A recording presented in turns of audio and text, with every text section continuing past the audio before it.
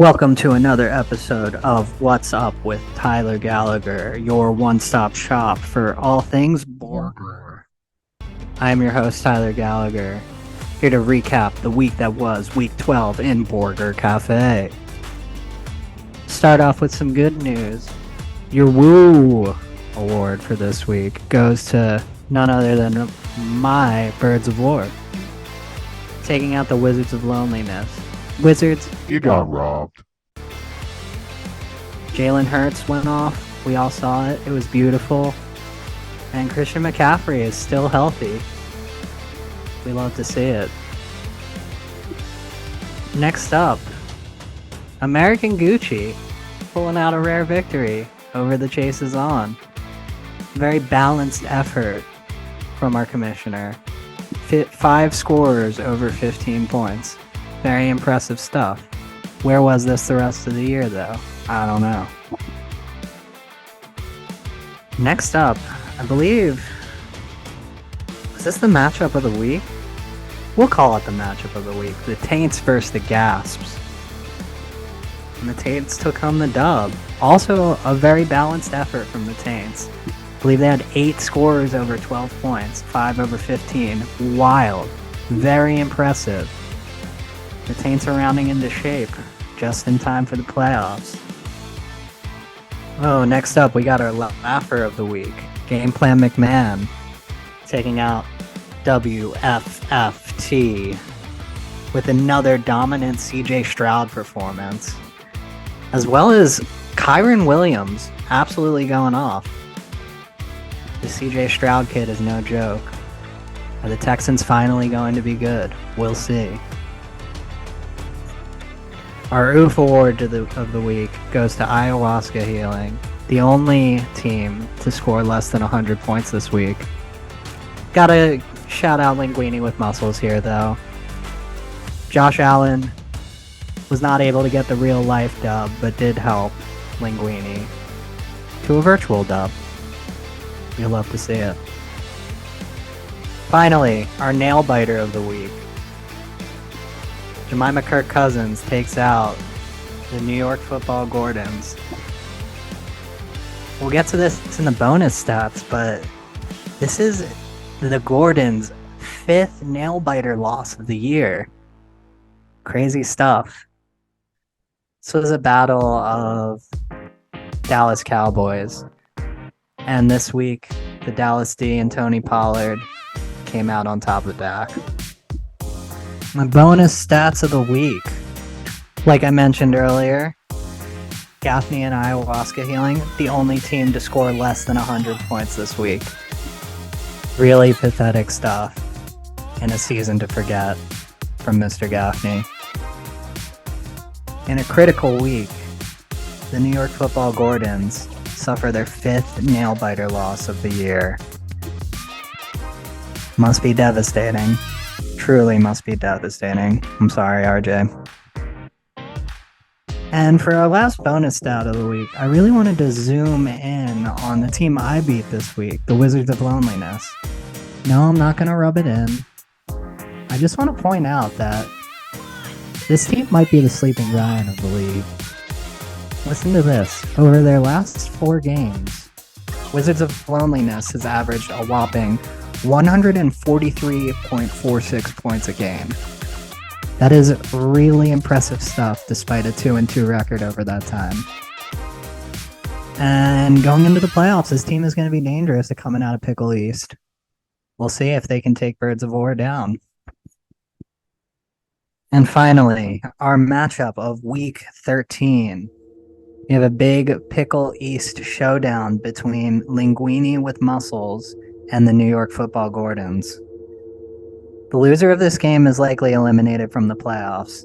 The winner still has a slight chance, with the Wizards of Loneliness facing a vicious Jemima Kirk Cousins squad this week. If whatever team can pull out this dub might be able to snag that 3rd Pickle East playoff spot. I guess that remains to be seen, though. All right, everyone. Thanks for coming to another episode of What's Up. I believe we have an interview coming up. We'll see you next week.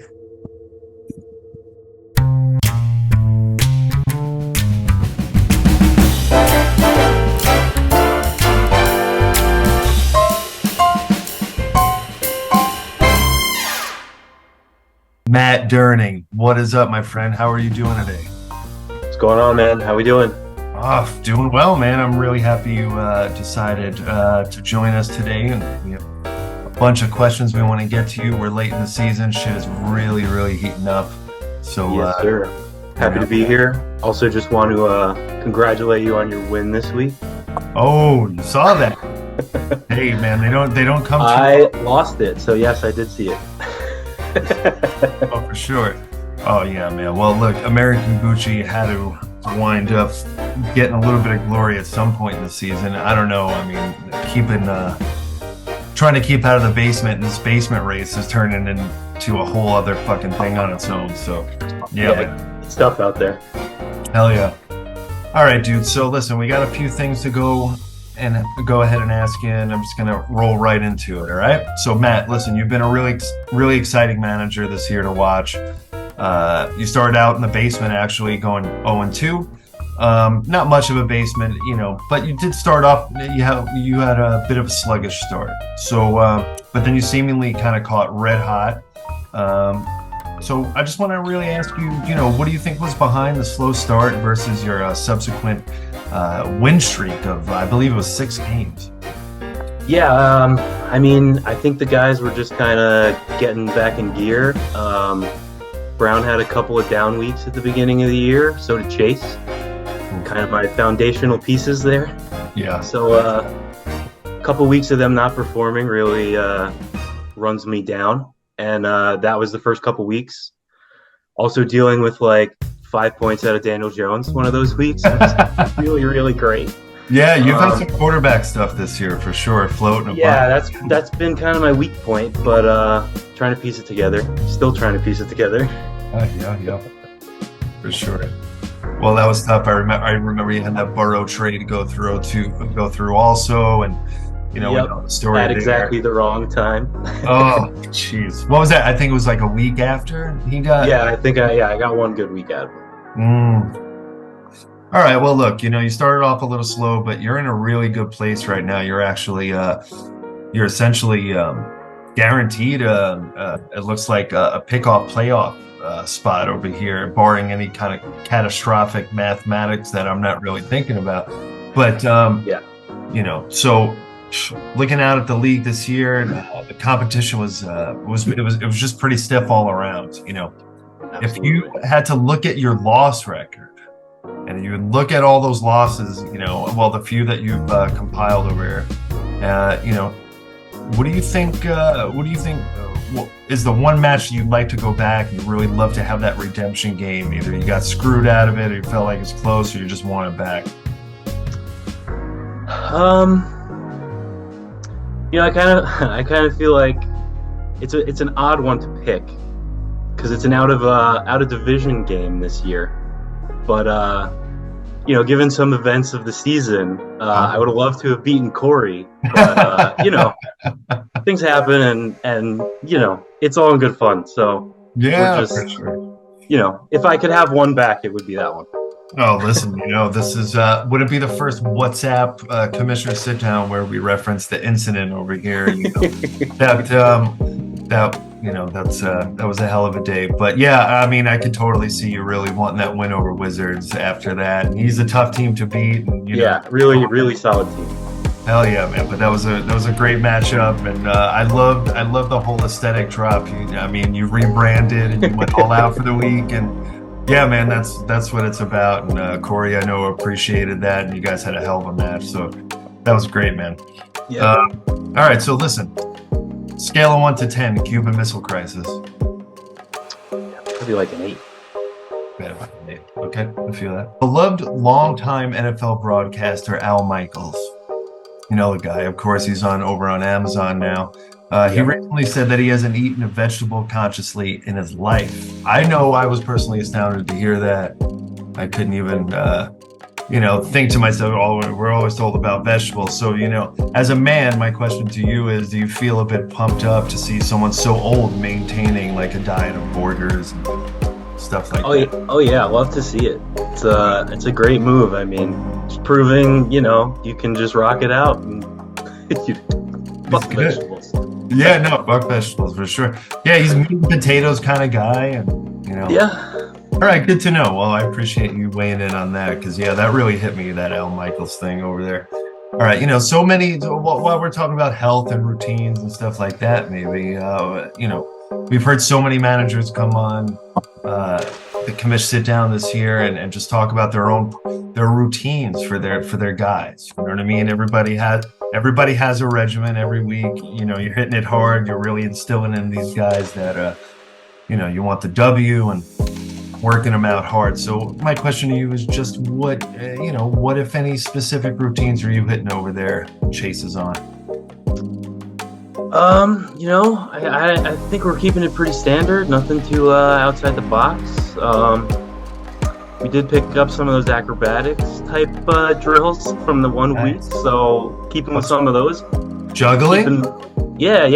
Keep people's hand-eye coordination good and keep people extra flexible, I like that. I mean, you say not too outside the box, but I mean employing circus techniques and these kinds of good stuff. Yeah, man. Jeez, wow. That's cool. Maybe one year we'll do a what's up on location thing to one of the respective managers camps and stuff like that. We'll see what they're doing over there. That'll be fun. That would be fun. Hell yeah. All right, Matt. So listen, time in the interview, of course, for defend this, man. Defend this. People keep on writing, emailing about this. They're always, they want to know about these trades. They want to know about these transactions on the waiver wire. Everybody's all buzzing, So this year, of course, I look back over at, your transaction history. And of course, I found a big standout. It was early season or early-ish season. And you had a big trade over there with the Gasps. And that trade, and we're talking DJ Moore and Bijan Robinson. So, right. That, dropped a few draws initially. And draws? Did I say draws? I meant jaws. So DJ Moore and Bijan, give me the lowdown. Yeah, I mean, I ended up with DJ in the draft and was pretty pleased with that. He was performing pretty well. Had that one blow up week. And things were starting to get a little interesting. So I figured, let me see if I can move him around for somebody else, kind of sell high on the big performance. I just kind of thought Bijan had been underperforming on the season to that point. So thought maybe he might bite on this. Plus, Gasps had Fields, so I figured you might like the stack there, which didn't end up working out in the long run. But you can't fault the strategy. I tried to do the same thing later in the season. It didn't work out for me either. But no, you can't fault that strategy at all, for sure. I think overall that trade was probably pretty even. Neither one of them has been fantastic or terrible since the trade. True. A couple of big weeks for each. Yeah, down weeks for each. I feel like a lot of things are kind of evening out, and you have your 19-point, 25-point weeks. And then, but a lot of weeks you have 7, 9, 10 points, 6 points waiting for a 19, 20 points. So it's been a weird season. It's bigger defense this year than years past. And I feel like you get a lot of games like we just watched the other day where it's 12-10. But somehow the game is exciting and you watch it. I don't know. It's weird. It's a weird season. It's been a weird one. Something so bad it's good, or something so unfunny you just crack up because it's ridiculous. It's right. Watching the train, watching a car crash. Yeah, just can't look away. Yeah, but it is really wild. Quarterback play too. In general, you don't have a lot of. There's not a lot, there's not really a lot of impressive games, it's like slugfest and comedy of errors, like who can get the least amount of penalties kind of things too. And, all right, so Yeah. listen, I got one more question for you today, but thanks for waiting to defend this. I know we're gonna get hit a lot about that segment. People really people love the insight onto the trades. All right, so listen, last thing I got for you, judging on the whole, not just by record, wins and losses. Of course, those are really the most important numbers out there. But name a manager who really impressed you this year. And if you can't, it's a two-parter. And if you can't win it all this year, who do you like? Who do you feel or like seeing taking the fucking trophy? Yeah, I feel like given the whole season, when you look at everything, just and looking at it now, like people trying to make the push for some spots, particularly in my division here. Yeah. Game Plan's really making a good push pretty late in the season. They've been putting some games together. Been clocking him. Yeah, Game Plan is really with a bullet right now. Yeah, so I mean, they're kind of a long shot pick, I would say, at the moment. But if they were to rally and get in there, it'd be crazy to see them win. Yeah. Okay. Yeah. All right. Game Plan. I love that pick. I actually, I love how you kept it in house over there too with pickle. Cheese. Who needs them? All right. So listen. All right. Lightning round. I know you've heard of it. I know maybe you've been sweating it, but I'm hitting you with it, and it's just going to come fast at you. And we initially started with saying this, like maybe 10 questions in a minute, and then I never really kind of put together what the right formula was for questions to time, and then it was like, well, that's not really the point. The point is kind of mix it up a little bit, and before our segment ends. So I'm going to hit you up over here at the lightning round. I'm going to count you down, and we'll go right into it. Cool. All right. 3, 2, 1. Black Sox or White Sox?